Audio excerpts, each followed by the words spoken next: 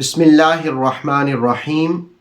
حضرت آدم اور حوا کو کہاں پر پیدا کیا گیا اور کس جنت میں آپ کو رکھا گیا تھا اور کس درخت سے آپ کو منع کیا گیا تھا اور حضرت حوا کے نام کا معنی کیا ہوتا ہے، ان ساری باتوں کو ہم سورہ بقرہ کی آیت نمبر 35 کے تناظر میں جاننے کی کوشش کرتے ہیں۔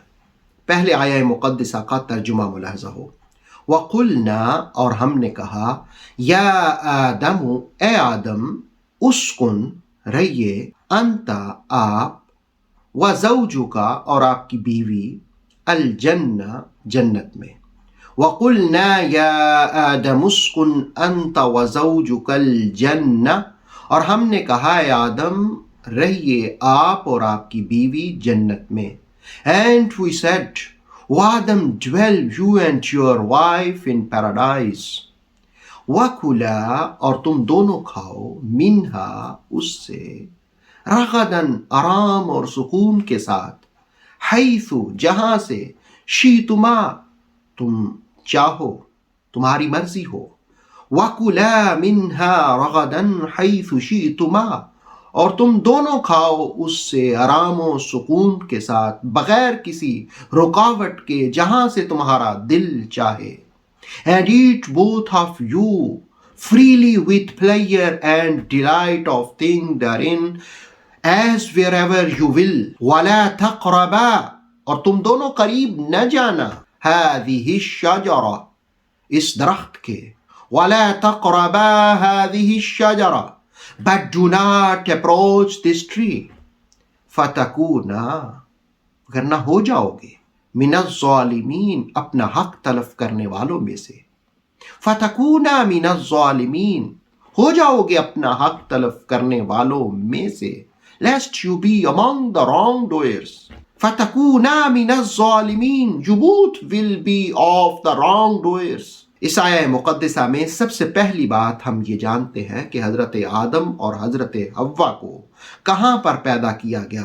جمہور مفسرین کا موقف یہ ہے کہ حضرت آدم کو زمین پر مکہ معظمہ میں پیدا کیا گیا، اور ابن عباس اور ابن مسعود رضی اللہ تعالیٰ عنہما فرماتے ہیں کہ حضرت حوا کو جنت میں پیدا کیا گیا، جبکہ حضرت عمر رضی اللہ تعالیٰ عنہ فرماتے ہیں کہ دونوں کو زمین پر پیدا کیا، پھر جنت میں پہنچا دیا گیا۔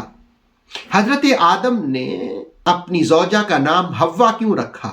تمام انسانوں کی یہ ماں تھیں، اور حوا حیات سے ہے، زندگی سے ہے، اس سے آپ کا نام حوا رکھا گیا۔ اور دوسری وجہ یہ بھی بیان کی جاتی ہے کہ خوبصورت ہونے کی وجہ سے آپ کا نام حوا رکھا گیا۔ حضرت آدم اور حضرت حوا پہلے جنت میں رہے، پھر زمین پر آئے، اور دلچسپ بات یہ ہے کہ حضرت آدم کے 2 سال کے بعد ان کا بھی وصال ہوا تھا۔ اب وہ کون سی جنت ہے جس میں ان دونوں کو ٹھہرایا گیا تھا؟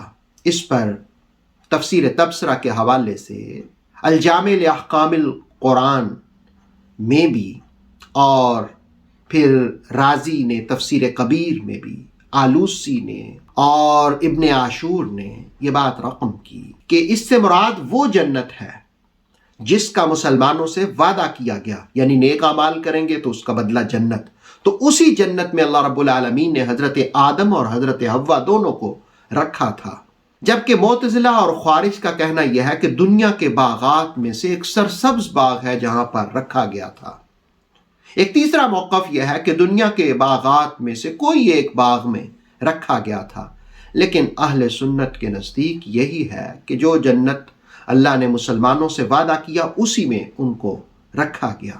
تیسری چیز جو ہم جاننے کی کوشش کرتے ہیں وہ یہ کہ شجرہ سے مراد کون سا درخت ہے، جس سے کہا گیا کہ وَلَا تَقْرَبَا هَذِهِ الشَّجَرَةَ but do not approach this tree، اس درخت کے قریب نہ جانا، یہ مراد کون سا ہے؟ تو ابن عباس نے حضرت سعید ابن جبیر رضی اللہ تعالیٰ عنہما کے حوالے سے گندم اور اس کا سٹا مراد لیا ہے، جبکہ ابن مسعود رضی اللہ تعالیٰ عنہ نے انگور مراد لیا ہے۔ اس کو تفسیر تبصرہ، ابن کثیر، مزری اور رازی میں پڑھا جا سکتا ہے۔ اور قرطبی کے حوالے سے حضرت مجاہد اور قتادہ کا قول انجیر کے درخت کا بھی ہے، اور سنبل کے درخت کے بارے میں بھی قول کیا گیا، اور ایک قول یہ بھی کیا گیا کہ ایسا درخت مراد ہے جس کو کھانے سے انسان حادث ہو جاتا تھا۔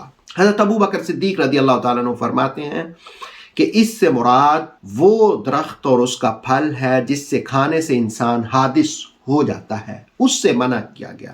دراصل حضرت آدم اور حضرت حوا کو جنت میں رکھا گیا۔ یاد رکھیے کہ جنت عمل کی جگہ نہیں ہے، وہ جزا کی جگہ ہے، لیکن اللہ رب العالمین نے ایک نظام کے تحت ان کو پہلے جنت میں اور پھر شجرہ ممنوعہ کا پھل کھانے کی صورت میں زمین پر حبوط فرمایا۔ دراصل یہ حکم دینا ان کی تربیت کے لیے تھا، اور اس آیت سے جو ہم سیکھ سکتے ہیں کہ جن باتوں سے اللہ نے منع کیا ان سے باز آ جانا چاہیے۔ اور دوسری بات یہ ہے کہ مرد اور عورت، میاں اور بیوی کا جب تعلق ہوتا ہے تو وہ اللہ کی اطاعت کرتے رہیں تو پرسکون زندگی بسر ہوتی ہے، اور آخری چیز جن چیزوں سے اللہ نے منع کیا ان سے باز رہنا چاہیے۔ اللہ تعالی ہمیں عمل کی توفیق عطا فرمائے۔ اتھینٹک اسلامک نالج کے لیے نور وحی یوٹیوب چینل کو سبسکرائب کریں، بیل آئیکن پر لازمی پریس کریں تاکہ ہر آنے والی نیو ویڈیو آپ کو ٹائم پر مل سکے۔ ویڈیو کو لائک کریں اور دوستوں کے ساتھ شیئر کریں۔ جزاک اللہ۔